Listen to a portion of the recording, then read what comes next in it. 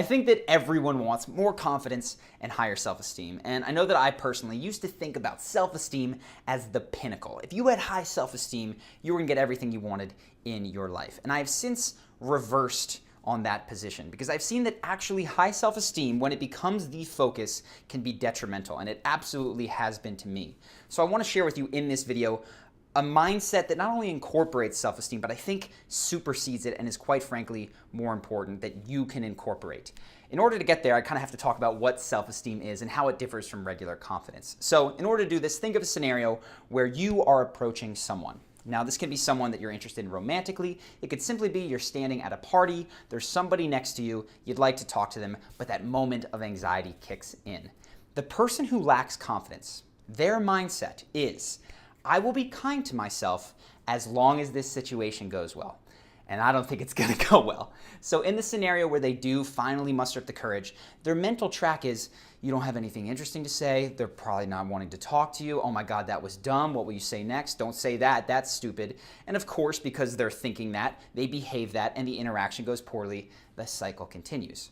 The person that has confidence actually has the same exact mindset, which is, I will be kind to myself as long as this goes well. The difference is that they have practiced enough times that they think it's going to go well. So maybe they've watched the channel, they know what they're going to say to begin with, they have some things that will revive conversation if it goes stale, and because of that, they feel good, they walk up with a smile on their face, and typically the interaction goes well, and that cycle continues. But, of course, it doesn't always. And when it does, the person who lacks or just has confidence beats themselves up, which is where we move to self-esteem. And this is what I thought was everything.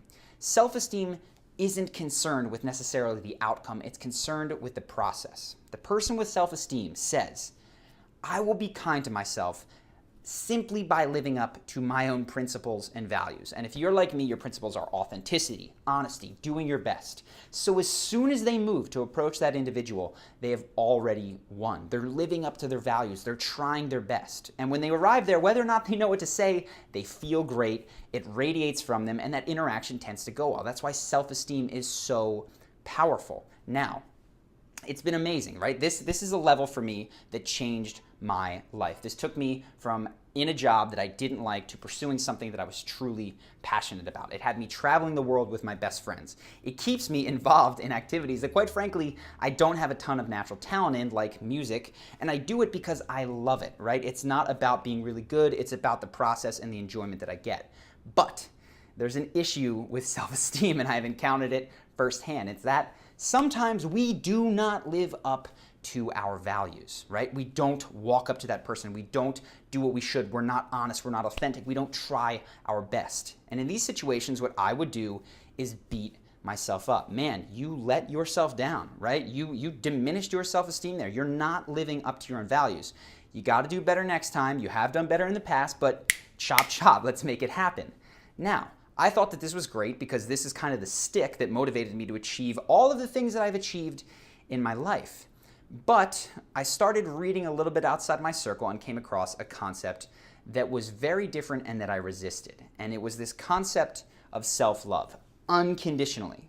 The difference being that where self-esteem said, I have to live up to my values, self-love was just because, for no reason at all. You give yourself this feeling of love. And I resisted it because I thought, wait a second.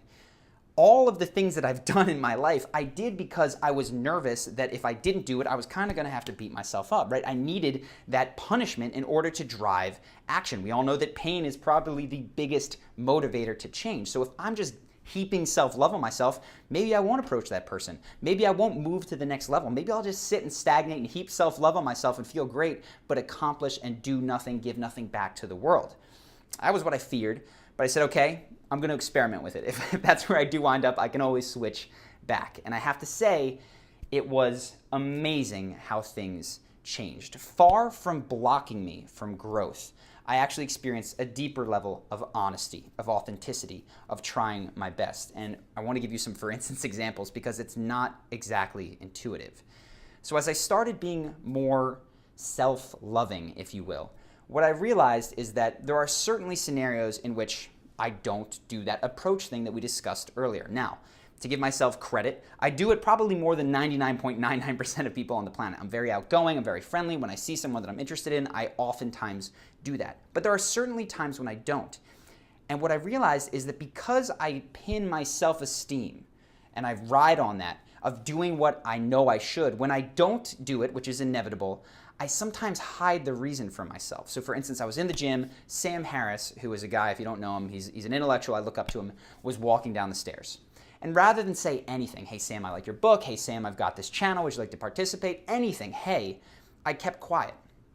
And as I did that, I kind of just justified it in my head, which is, I'm not a super fan of his, and he is busy, he's got his headphones in or whatever, didn't want to do it.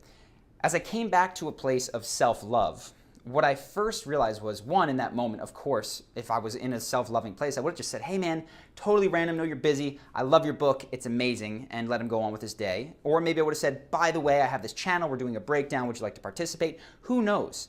But I would have been more authentic and more honest.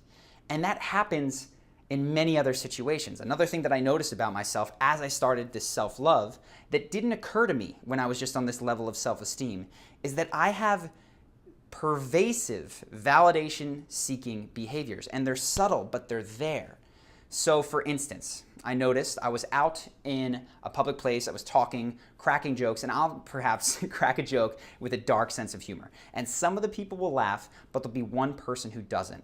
And what I've noticed as I come from a place of self-love and self-acceptance is that I have a tendency to focus on that person rather than the other people who are laughing. Meaning that I will spend more time almost trying to win that person over, to show them that I'm a good guy, rather than just hanging out with the people that I click with, that I enjoy with, that like my sense of humor. And I'm not saying this person is necessarily a killjoy, but I will just be subtly drawn to them so that the people in the room can have a high opinion of me. And this didn't occur to me, this is important, at the level of self-esteem. And I think the reason is because I pinned my self-esteem on authenticity and honesty. When there was little breaches of that, I could correct them. But this is a pervasive, big breach that invades and creeps into so many of my interactions in tiny little ways. And to accept that on a fundamental level there's an inauthenticity would crush my self-esteem. That is not living up to my value. But when I come from a place of self-love and self-acceptance instead, I'm able to see that, and now I can adjust. And I see it again. I've been dating more, and one of the things that I notice is I have a tendency to feel guilty when the date doesn't go well. And I feel this tendency to force a second date so that that other person, I don't know, feels good or whatever, rather than simply saying, not a match, nothing wrong with them, nothing wrong with me, let's move on and not waste any more of either of our time. There's this sense of guilt in there. And again, that's not authentic, so I didn't, I think, address it from a level of self-esteem. I tell you these examples to say that I thought that coming from a place of self-love was going to lead to stultified growth, and it couldn't be more the opposite. I have felt more myself, more honest, more authentic, more like I'm trying my honest best from this place of self-love than from this place of as long as I live up to my values. Now let me be clear. Self-esteem is awesome. Absolutely have values and principles and things that are important to you, right? I needed that phase in order to drive to those things so I could clarify that yes, authenticity does matter to me. Confidence, know your strategies, right? It's cool to have domain level confidence. What I'm suggesting is that you implement at the base of all of this level of bedrock self-love, which is unconditional. For no reason at all. I don't care how badly you fail. I don't care if you don't try. That level of self-love will not only make you just feel nice, it will actually push you to be your best self in ways that are truly, and have been for me, mind-boggling. So, I hope that you have found this video interesting. Let me know. This is the kind of stuff that I've been thinking a lot about lately. And of course, if you like this video, subscribe to the channel, and I will see you in the next one.